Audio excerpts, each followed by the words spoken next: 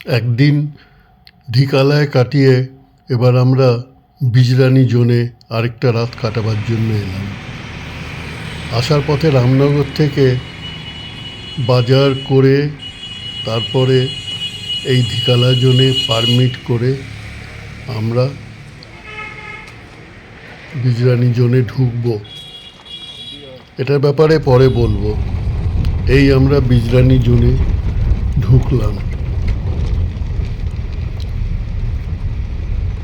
প্রথম দিকটা একটা বলে কি বাফার জোন। এই জায়গাটা একটা গ্রাম আছে, এখানে এইটা হলো বিজরানির থাকার জায়গা এফআরএইচে। তবে আমরা এখানে থাকবো না, আমরা আরও ভেতরে মালানিতে আমাদের বুকিং রয়েছে।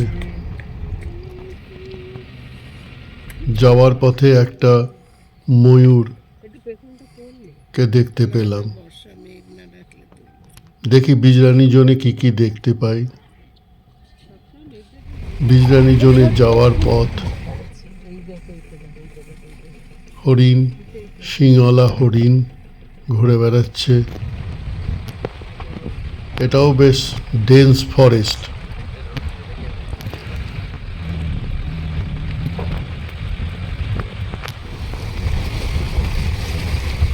পুরো জলের নদীর পথ দিয়ে যাওয়া পাথরের পথ।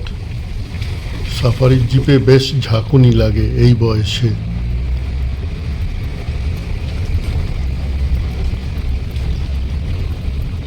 এই এলাম আমরা মালানি গেস্ট হাউসে। এখানে আপনাকে বাজার করে নিয়ে আসতে হবে। কুকিংয়ের লোক রয়েছে, যা বলবেন সেটাই রান্না করে দেবে। খুব সুন্দর পরিবেশ। এত ভালো গেস্ট হাউস যে হবে বুঝতে পারিনি। এখানে মাত্র 2টো রুম, আমরা 6 জন আমাদের মতো করেই আমরা থাকতে পারলাম।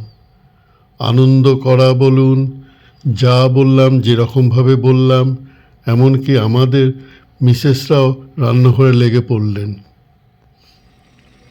আজ ফেরার দিন। এই সব স্টাফ এবং এদের বিদায় জানিয়ে আমরা ফিরে চললাম।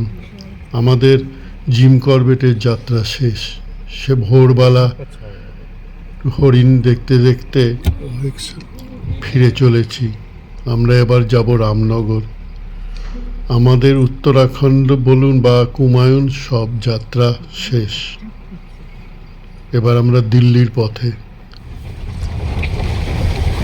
চললাম। ভোরের আলোয় কি সুন্দর লাগছে জঙ্গলটা। পথে কিছু হরিণ দেখলাম। এখানে অবশ্য মহারাজকে দেখতে পাইনি। এই আমাদের জিপ সাফারির ড্রাইভার একে বিদায় জানিয়ে চোখ ছলছল বিদায় জানাল।